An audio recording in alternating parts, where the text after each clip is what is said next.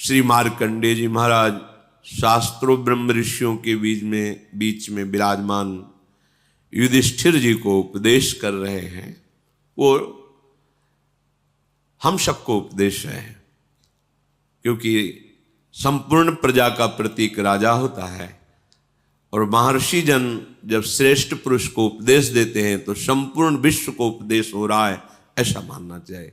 जैसे श्री शुकाचार्य ने परीक्षित जी को भागवत सुनाई तो परीक्षित जी के जितने प्रश्न हैं मानो सब प्रजा के हृदय के प्रश्न हैं। श्री सुखदेव जी जितने उत्तर देते हैं मानो संपूर्ण विश्व को उत्तर दे रहे हैं। श्री मार्कंडेय जी कह रहे हैं अंतर्जानुषयो यस्तु भुंक्ते संसक्त भाजनः यो द्विजः शब्द रहितं स क्षमस्तारणाय वै। हे युधिष्ठिर, जो भोजन है ये जीवन का एक बहुत बड़ा अंग है। हमारे प्राणों का पोषण होता है और सूक्ष्म बात, इससे हमारे मन का निर्माण होता है। अगर हम अपवित्र भोजन, गंदे विचारों से युक्त बनाया हुआ भोजन, अधर्म के द्वारा कमाए हुए धन से भोजन, तो हमारे मन को वासना में कर देगा, मलिन कर देगा और बुद्धि को निर्णय ठीक करने की शक्ति का अपहरण कर लेगा। अगर हम इस पद्धति से भोजन पाते तो हमारी बुद्धि प्रकाशित होगी और मन ठीक हो जाएगा। वैसे भी ग्रामीण कहावत में भी जैसा खाए अन्न वैसा बने मन, इसका बहुत बड़ा प्रभाव पड़ता है। तो धर्म से कमाए हुए अन्न को जब हम रसोई में अमनिया करें तो उस समय विषय वार्ता, विषय चिंतन नहीं होना चाहिए। अंदर ही अंदर नाम जप करो, भगवत चिंतन करो और विचार करो कि प्रभु को भोग लगाना है, चाहे गृहस्थ हो चाहे विरक्त। प्रभु को अर्पित करने की भावना में ही पवित्रता आ जाती है। छूना मत, श्री जी को भोग लगाना है, एक पवित्रता आ जाती है। और जब हम भोग लगा के प्रसाद पाए तो दूसरे हाथ का स्पर्श न हो, बाएं हाथ का स्पर्श न हो। जैसे जो लोग दोनों हाथों से ऐसे, ये बुद्धि को खराब करने वाला, ऐसे नहीं पाना चाहिए। बाएं हाथ को अलग करके दाहिने हाथ से, एक हाथ से ही भोजन पाने का विधान है, आराम से केवल नाम जप करते हुए। दूसरा, शब्द रहितम, भोजन पाते समय आवाज नहीं करनी चाहिए, मौन रहना चाहिए। नाम जप करो अंदर से, कोई पद चला लो, शांत भोजन।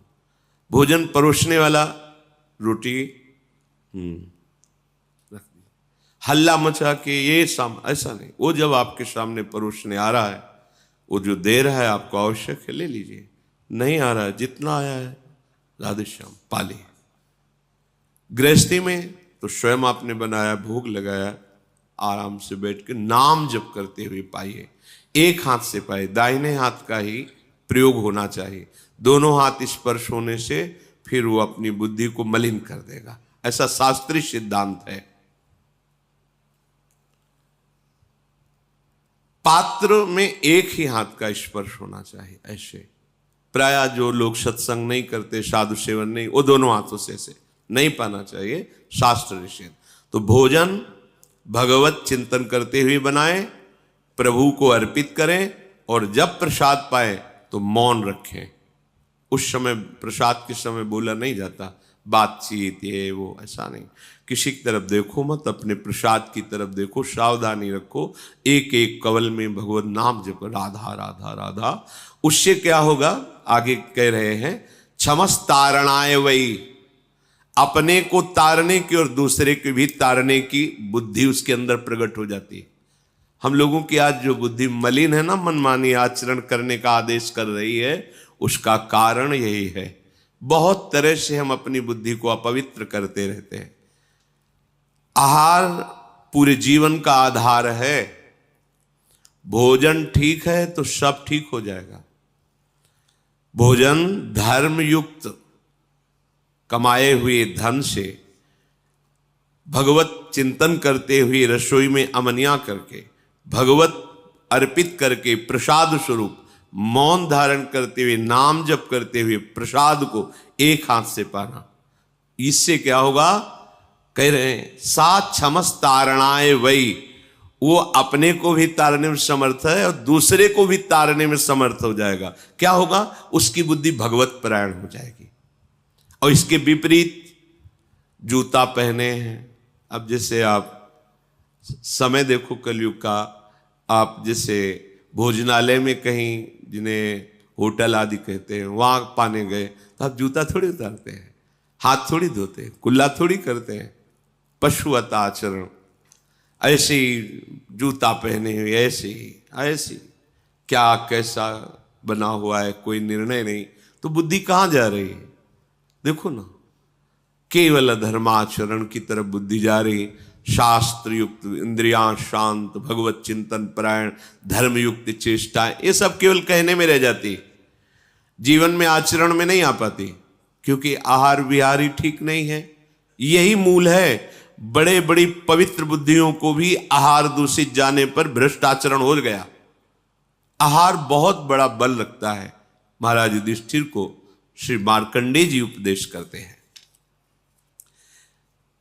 अपान पान गदितास्तथान्ये ये दुजातयः जपन्ति संहितां सम्यक् ते नित्यं तारण क्षमाः।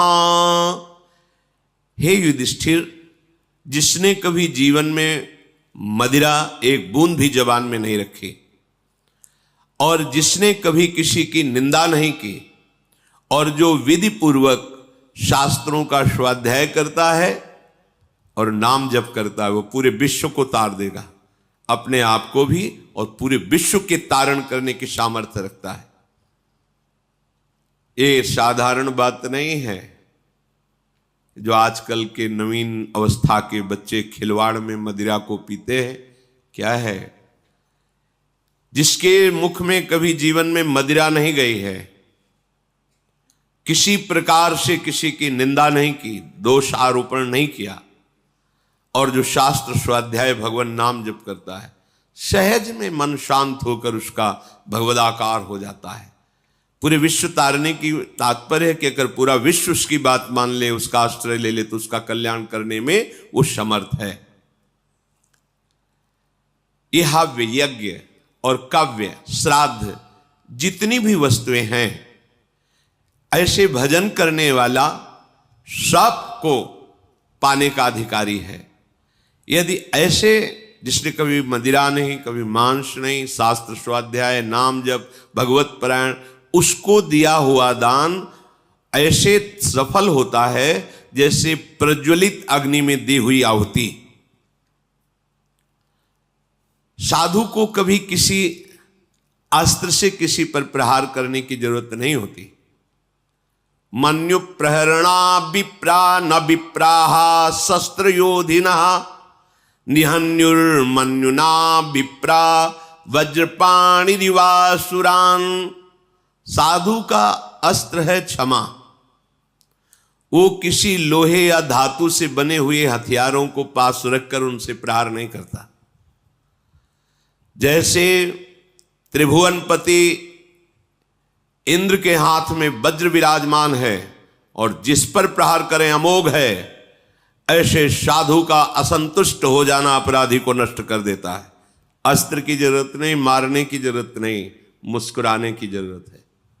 ध्यान रखना, अगर कोई साधु नाराज होकर तुम्हारे अपराध पर तुम्हें कटुवचन बोल दे, दंड विधान कर दे, तो जय मनाना, भगवान तुम्हारी जय हो, तुमने निर्मल कर दिया। और अगर वो मौन होकर के निकल जाए तो घबरा जाना, फिर तुम्हें कोई नहीं, वो वज्र जैसे अमोघ, ऐसे यहां कह रहे हैं। वज्रपाणि रिवासुरान निहन्युर्मन्युना विप्रा।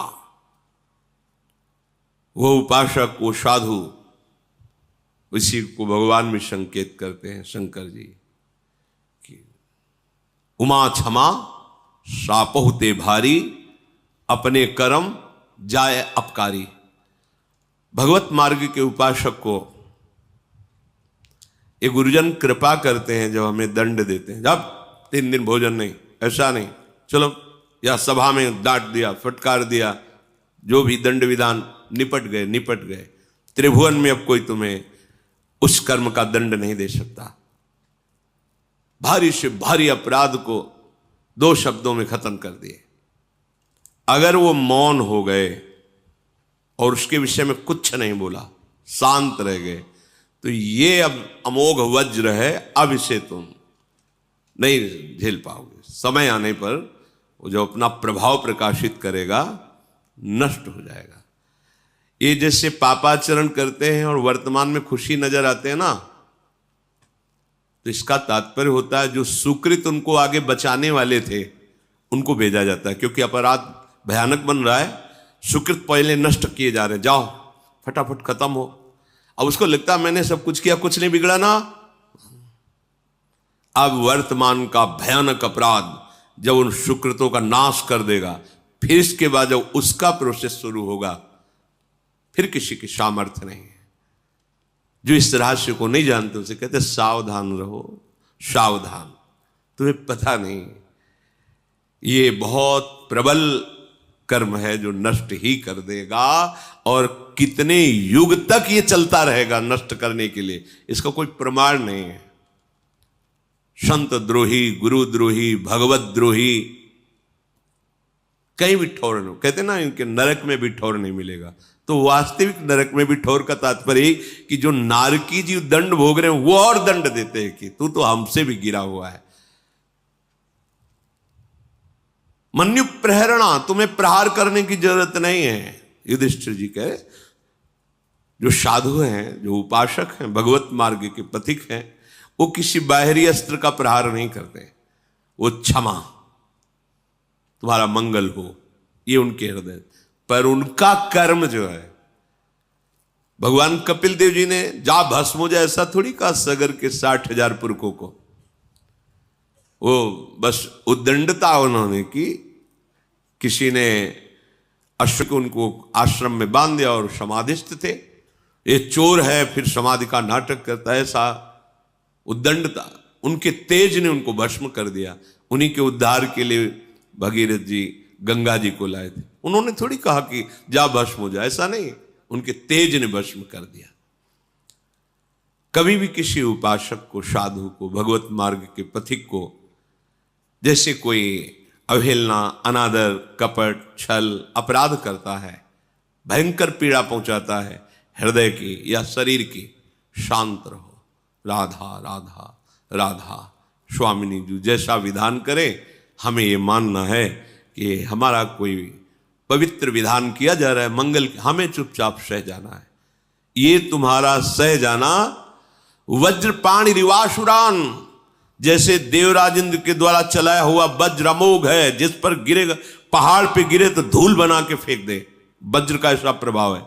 ऐसे ही वो तुम्हारा क्षमा, तुम्हारा मंगल साप होते भारी। हम ये अंदर से चाहें भी ना कि उसको कष्ट मिले, मंगल, भगवान तुम्हारा मंगल करें, श्री जी मंगल करें, बस तुम्हारे हृदय में ये होना चाहिए। साधु का अस्त्र शस्त्र उसका क्षमा है। हे युधिष्ठिर, अब क्या जानना चाहते हो? किम तच्छौचम भवेदियेन विप्रः शुद्धा सदा भवेत तदिच्छामि महाप्राज्ञ श्रोतुम धर्म भृतांबर। हे महाप्राज्ञ, हे महर्षि, मैं जानना चाहता हूं कि पवित्रता किसे कहते हैं और उपासक हर समय कैसे पवित्र रह सकता है। ऐसा रहे तो पवित्र कहा जाएगा। तो मार्कंडेय जी ने कहा वाक शौचम कर्म शौचम चयच्च शौचम जलात्मकम त्रिभि शौचैरुपेतो यः सस्वर्गी नात्र संशय। हे युधिष्ठिर, 3 प्रकार का पवित्रता का स्वरूप वर्णन किया गया है। वाक शौच, वाक पवित्रता, वाणी की पवित्रता। वाणी की पवित्रता है झूठ मत बोलो। अगर कहीं भूल से अन्यत्र झूठ निकल जाए तो संतों के सामने झूठ मत बोलो, तो उस झूठ का समापन हो जाएगा, नाश हो जाएगा। एक घर तो त्रिभुवन में ऐसा रखो जहां तुम खुले रहो, एक घर। समस्त ब्रह्मांड में छल कपट का राज, गुरुदेव के सामने तो जैसे वैसे रहो ना। तुमने ऐसा जी देखो, हमारा मन अमुक जगह आसक्त हो रहा है, हमारा मन गलत प्रेरणा कर रहा है, मैं इसको बचाने में असमर्थ हूं, आप कृपा करके बचा लीजिए, आप संभाल लीजिए। वो बोले ना बोले, अर्जी लग गई, वो संभाल लेंगे। क्योंकि जिनको तुम मानव समझ रहे हो उनके हृदय मंदिर में भगवान बैठे हो, तुमने उन्हीं से निवेदन किया है। अगर दैन्य भाव से निवेदन कर रहे हो तत्काल सुनी जाएगी। और इसमें एक गुप्त बात, अगर आप उस कार्य में उत्साहित हो करने को और केवल ये वचन से आप बोल रहे हो तो रक्षा नहीं होगी। ध्यान रखना कि भाई दोष से निवृत्ति के लिए हमने कह दिया तुम्हें बचाना हो बचा लेना, अब हम तो जा रहे हैं अमुक कार्य करने, वो नहीं होगा, फिर आपको भोगना पड़ेगा। हृदय से आर्त भाव से कि मैं हार गया। जब आप आर्त होते हैं तो तत्काल अधिकार रक्षा का सामने से प्रकट हो जाता है। और ऐसे चाल, वही कपट इसी को कहते हैं कि हम ऊपर से कह रहे हैं देखो आपके शरणागत बचा लेना, अंदर से कह रहे सामर्थ्य हो बचा लेना, जा रहे हम कर। ऐसा नहीं, हृदय से नहीं चाहता कि आपकी आज्ञा का उल्लंघन हो।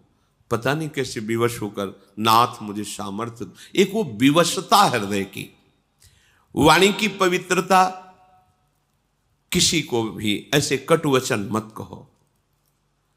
जिस वाणी से तुम नाम जप करते हो उसी वाणी से तुम्हें किसी को दुख पहुंचे, ठीक बात नहीं है। मृदु पवित्र वचन बोलो। पर ये देखो, भगवत प्राप्ति के मार्ग वाले ही जो थोड़ा सत्संग सुनते हैं, भगवत प्राप्त, ये कुछ ऐसे लोग होते हैं जिनका कोई लक्ष्य ही नहीं होता है, न धर्म का पता न अधर्म का पता, बस जिए चले जा रहे हैं, न लक्ष्य है न कोई, बस ये लोग नहीं समझ पाएंगे। यदि आप वास्तविक शांति चाहते हैं, सुख चाहते हैं, किसी को कड़वा मत बोलो। चुगली, इससे वाणी अपवित्र हो जाती है। तुम जानते हो वो ऐसा ऐसा, तुम्हें क्या लेना देना, तेरे भावे जो करे भलो बुरो संसार, नारायण तू बैठ के अपनो भवन बुहार। तेरा हृदय पवित्र हो गया क्या? तेरे हृदय में नित्य विहार प्रकट हो गया क्या? अगर वो प्रकट हो गया होता तो सर्वत्र प्रभु दिखते, जब नहीं तो तू अपने को पवित्र कर, दूसरे की चुगली काहे करता है? निंदा, दोष वार्ता, गंदी वार्ता, ये सब वाणी को अपवित्र कर देते हैं। वाणी की पवित्रता है सत्य बोलो, भगवत चर्चा करो। अगर किसी को सलाह देनी, बात करनी है तो जितना ज्ञान है उत्तम, जो संतों से प्रमाणित है, शास्त्र से प्रमाणित है, वो बात बोलो। नहीं तो मौन रहो। आप संसारी पुरुष नहीं है, आप भगवत मार्ग के पथिक हैं, चाहे गृहस्थ हो या विरक्त हो। उचित संभाषण, इसके बाद शांत। व्यापार आदि में बात करना, व्यापार आदि को लेकर, वो पूजा है, क्योंकि वो कर्म अर्थ प्राप्ति के लिए हो रहा। अर्थ प्राप्ति, परिवार सेवा, ठाकुर सेवा, संत सेवा, इनके लिए तो मूलतः वो धर्म ही होगा। आप व्यापार में जो वार्ता करते हैं, आप ऑफिस में जो वार्ता करते हैं, बिल्कुल भगवत रहित दिखाई दे रही, लेकिन उसका मूल लक्ष्य है आपका कि अर्थ मिले, और अर्थ से परिवार का पोषण, साधु महात्माओं की सेवा और ठाकुर की, वो मूल धर्म ही हो गया। तो वाणी की पवित्रता सबसे, वाणी से सबसे ज्यादा अपराध बनते हैं। इस पर ध्यान नहीं दिया जाता। मनमानी जो है बोल दिया, क्या है आपको पता है? आप जो बोलते हैं वो सब आकाश में अभी स्थित है। जैसे कलकत्ता में हो रहा है प्रोग्राम, वो वाणी वहां प्रकट हो रही, वहां गाया जा रहा है, और यंत्र यहां से पकड़ रहा है। कैसे पकड़ रहा है? वो कलकत्ता जाके थोड़ी पकड़ रहा है, वो शब्द आकाश में फैल गया। अब उसके पकड़ने के सामर्थ्य तो यहीं से पकड़ लेगा वो। अमेरिका की बात यहां सुन लो तो क्या हुआ? अमेरिका पहुंच गया क्या हमारा यंत्र? नहीं, वो यहीं पकड़ रहा है, क्योंकि वो शब्द ब्रह्म में है, आकाश में फैल गया। अब उसको जहां से यंत्र से पकड़ो वहीं से सुन लो। तो ये नहीं कि तुमने बोला वो खत्म हो गया, वो सुरक्षित है। अगर वो सत्य बोला है तो उसका फल मिलेगा, असत्य प्रमाण की जरूरत नहीं, वो खुद प्रमाणित है। वाणी को बहुत संभाले। मौन बहुत बढ़िया रहता है, मौन का आश्रय लीजिए। जड़वत मौन नहीं हम कहते कि एकदम वाला नहीं, आवश्यक है जी, बोल दिया, हाँ सत्य बोल दिया। प्रपंच के हमारा लक्ष्य नहीं, प्रपंच तो हम क्यों, ग्राम्य वार्ता, लोक वार्ता, ये सब अपना विषय नहीं है, अपना विषय है अपने काम की बात करो और वो हितकर बात करो। कोई तुम्हें कठोर वचन बोल रहा है, पलट कर तुमने कठोर वचन बोल दिया तो तुम में उनमें अंतर क्या रह गया? तुमको तो सत्संग मिलता है ना, तुम तो प्रभु के जन हो ना, थोड़ी क्षमता तो आप अपनी बढ़ाइए। चल दिए। पहली है वाणी की पवित्रता, बहुत संभालिए, सत्संगी हो वाणी को। और हमें तो लगता है कि आप सबसे पहले बोलने के पहले एक बार राधा बोलिए, फिर बात कीजिए। आपकी वाणी खुले तो सबसे पहले राधा, श्री राधा, हाँ ऐसा ऐसा ऐसा ऐसा ऐसा, अच्छा राधा राधा, राधे राधे, चलते। मतलब भगवान नाम के बीच में वार्ता हुई तो मंगलमयी हो गई। प्रारंभ का शब्द और अंतिम शब्द राधा होना चाहिए आपका, क्योंकि आप स्वामिनी जी के परिकर हैं, याद रखिए। सुनो, हाँ नहीं, सुनो राधा जी बोलिए। और ये हमने अभ्यास कई उपासकों से के देखा, राधा राधा राधा, हाँ ऐसा राधा राधा राधा, नाम उच्चारण। अगर उस शब्द में कोई त्रुटि होगी बीच में, वो क्षमा हो जाएगा, क्योंकि प्रारंभ और आपका अंत शब्द के बीच में राधा राधा आया। जो आप बोले वार्ता की, उसका प्रारंभ राधा था और वार्ता समाप्त हुई राधा, वो भजन के अंतर्गत आ। जो उसमें त्रुटि हुई वो राधा नाम की महिमा से नष्ट हो जाएगा। पर वही बोल सकता है जो साधक है, नहीं तो जैसे कांतिक में अमोक, हाँ, जैसे गांव में ले, अरे हाँ, ऐसे नहीं। राधे श्याम, राधा वल्लभ, श्री हरिवंश, नाम उच्चारण करो। भक्त संग किया है, इसका परिचय तब मिलेगा जहां आपका नाम उच्चारण किया। राधा राधा, राधा वल्लभ, श्री हरिवंश, राधा राधे राधे, नाम उच्चारण करो। वाणी की पवित्रता। फिर कह रहे हैं कि शरीर की पवित्रता। शरीर की पवित्रता के लिए कई बार वर्णन हुआ है, जैसे शौच आदि में रज का प्रयोग। आप जैसे विरक्त हैं या गृहस्थ हैं, आपको मंत्र मिल गया है, तो अब ऐसे नहीं कि जहां मन आया खड़े लघु शंका कर दी, ऐसे चल दी। कोशिश करो। वैसे तो आजकल बोतलों में जल रखते हैं, छोटा गिलास रखा, या वो वैसे टेम्परेरी गिलास भी आते हैं, वो छोटे छोटे जो चाय आदि पीने, वो रपास है। लघु शंका गए, जल लिए, मूत्रेंद्री का प्रक्षालन किया, फिर हाथ धोया, फिर राधा वल्लभ श्री हरिवंश, राधा वल्लभ श्री हरिवंश, राधा वल्लभ श्री हरिवंश, आचमन किया और थोड़ा जल लेके से नाम जप करो, मंत्र जप करो, पवित्र वर्ष में। शौच गए, उतने ही कपड़े पहनो जितने आवश्यक हैं, जो धोने में काम आए। नहीं तो आजकल बाथरूम की व्यवस्था है, दरवाजा बंद, आप अगर बार बार कभी शौच लगे तो कमर से स्नान कर ले, यहाँ से हाथ धो लिए और हर छिद्र में जल, आंख में कान में से जल ले करके, नाक में से, और कुल्ला करके पवित्र हुए, बाहर निकले, रज लगाया, तिलक लगाया, आप भगवत स्वरूप हैं, पवित्र हैं। ये जो मनमानी आसुरी भाव नहीं है, फिर बुद्धि भ्रष्ट हो जाएगी, समझ में ही हमारी बात नहीं आएगी। बात समझ लेना। अगर आपका शरीर पवित्र नहीं है, वाणी पवित्र नहीं है, मन पवित्र नहीं, तो उपासना किस बात की हो रही? बोले दिखावे की क्या जरूरत है? ये सब बहिर्मुख लोगों के वचन। तस्मात् शास्त्रम प्रमाणम, शास्त्र आज्ञा कर रहा है। कई बार मन को समझाना पड़ता है। जैसे कोई आप प्रसाद दे दें, मुख में डाल लिया, और जहां मंत्र चलाने की कोशिश करो तो पहले अंदर से अभ्यास आता है, झूठा है, नहीं नहीं ये तो प्रसाद श्री जी का लिया है, ऐसा। रज हर समय पास, जरा सा ऐसे, जरा सा एक कण भी दांत में लगा कि रज गई, अब आप मंत्र जप कर सकते हो। अगर पानी की व्यवस्था, आचमन नहीं, रज।